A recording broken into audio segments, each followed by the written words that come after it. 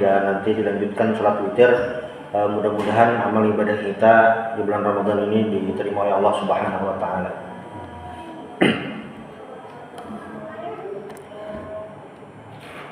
Salah satu pelajaran dari puasa itu adalah tentang bagaimana kejujuran seseorang kepada Allah Subhanahu wa taala.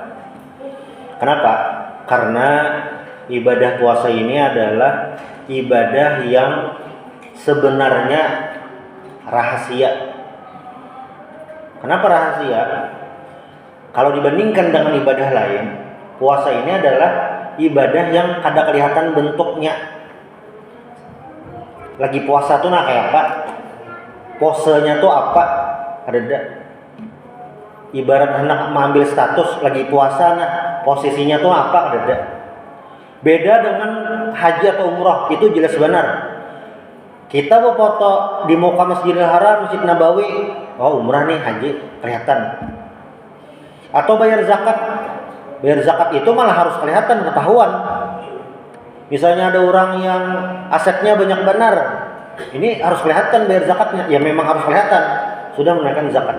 Serah terima ada. Sembahyang, ya juga kelihatan. Lagi apa? Lagi sembahyang, kelihatan. Maka kayak haji umroh bisa riya, zakat bisa riya, sembahyang bisa riya.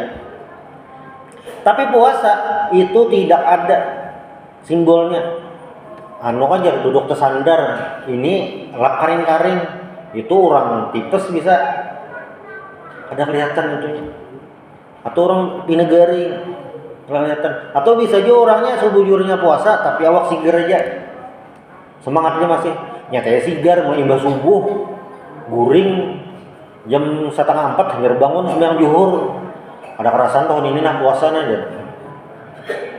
Per asar hanya bangun.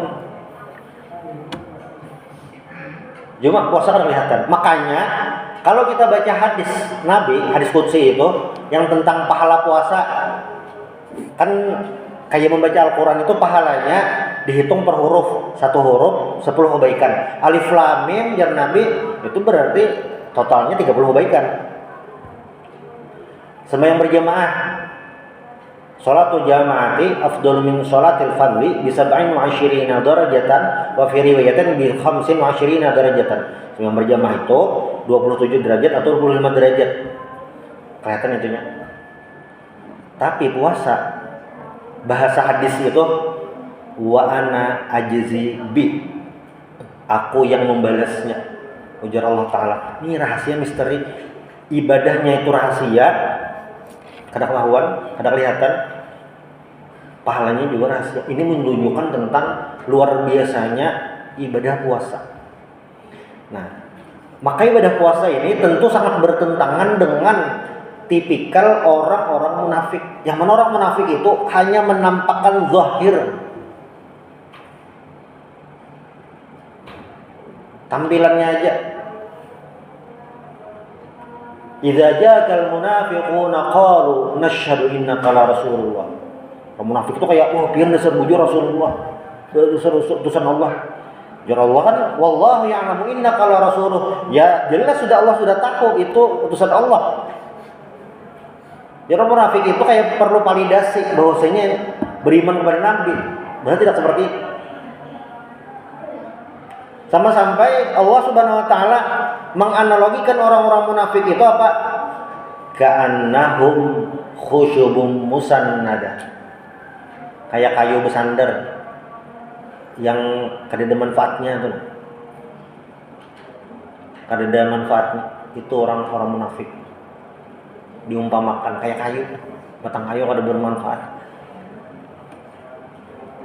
Karena apa? Yang munafik itu kada ada isinya. Tidak ada isi keimanan. Bahkan sudah ditawarkan kan, wa idza qila lahum ta'alu yastaghfir lakum Rasulullah. Bayangkanlah orang munafik. Ini kan menyinggung orang munafik yang di zaman Nabi. Orang munafik itu bertamuan Nabi. Bertamuan Nabi, melihat lawan Nabi. Uwais Al-Qarni yang majhulun fil ardi wa masyhurun fis sama. Uwais Al-Qarni yang di bumi kada terkenal, di langit terkenal, itu hendak benar bertemu Nabi Muhammad, cuma kada kesampaian. Akhirnya beliau menurut para ulama levelnya itu tabiin, karena kada bertemu Nabi. Orang munafik bertemu dengan Nabi. Bahkan kan ditawarkan wa idza qila ta'alu yastaghfir lakum rasulullah, rasul ampun lawaw ru'usahum wa ra'aitahum yasudduna wa mustakbirun. Kadahapun ya Nabi Muhammad sayyidul anbiya wal mursalin sayyidul thaqalain, Nabi Muhammad yang menjadi imam para nabi dan rasul waktu Isra dan Mi'raj. Tapi apa? Orang munafik kadahapun dimintakan ampun. Itu berarti dasar ada beriman. Ngeri benar. Dan ada salah satu momen yang ini diabadikan di surah Munafikun itu adalah ketika pulang dari Bani Mustalik. Jadi kayak ini. Orang munafik ini kan musuh dalam selimut. Dan di tafsir itu disebutkan orang munafik ini hanya ada pas periode Madinah. Waktu di Mekah ada. Orang munafik itu ada pas periode Madinah, pas umat Islam itu yang mulai jaya. Pas di Mekah ada. Kenapa gerang? Karena orang munafik itu inya pasti anak mengambil nyamannya aja. Ada mungkin yang sakit. Kayak di Gaza, ada orang munafik apanya pura-pura Islam. Modelnya kayak itu Walaupun tentu munafiknya taqadi itu Allah saja yang tahu. Tapi yang jelas yang di zaman Rasulullah itu orang munafik itu hanya ada pas periode Madinah. Perang Uhud sudah tulak sampai putar balik dipimpin oleh Abdullah bin Ubay bin Salul. Jadi yang paling kelihatan itu kan waktu perang Tabuk, itu kelihatan banget munafik. Ada tulaknya, pokoknya yang ada tulak itu berarti munafik toh, model kayak itu. Nah, di tahun 5 Hijriah itu ada perang Bani Mustalik. Itu kan Bani Mustalik ini kabarnya mau menyerang Madinah. Sebelum menyerang, Rasulullah sudah menginstruksikan untuk menyerang terlebih dahulu. Nah, ini orang munafik berhitung-hitung sudah. Nah, ini pasti menang kita. Pasti menang sudah. Jadi umpatan. Wah. Umpatan kok. Karena tahu nih kayak potensi menangnya tinggi, tulakannya kita. Supaya kayak orang juga jet bisa bililah, ya umpat. Nah, kayak itu. Nah, tetapi apa? Ternyata pas di perjalanan ingin mau pulang itu Abdul bin Ubay bin Salul itu berucap la yukhrijannal a'azzu minhal adhan. Karena al-azzu itu maksudnya Abdul bin Salul itu menyambat diri sidin tuh kami mulia. Al-adzal yang hina itu siapa? Nabi Muhammad lawan Muhajirin. Kenapa gerang? Karena buahnya itu pengungsi, pendatang di Madinah, mengalihi orang Madinah. La tunfiqu ala man inda Rasulillah hatta yanfaddu.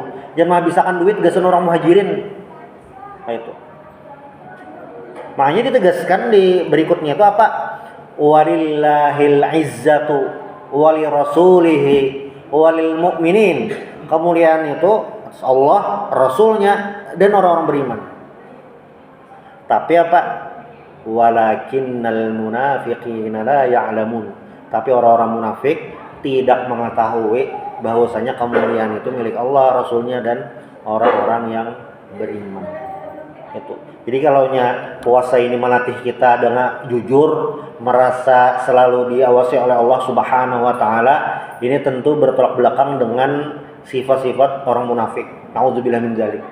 Saking bahayanya munafik itu, sifat munafik itu saking bahayanya.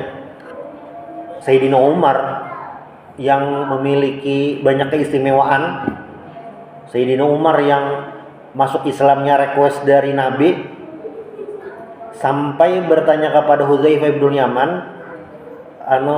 Sidin itu Hudzaifah ini bisi list nama orang munafik, karena kan sahibu sirri Rasulillah, memegang ujar rahasia Rasulullah. Wahai Hudzaifah, adalah ngaranku, namaku ini adalah di list orang munafik. Saking bahayanya yang sampai seperti itu. Karena ini memang orang-orang yang mengganggu itu.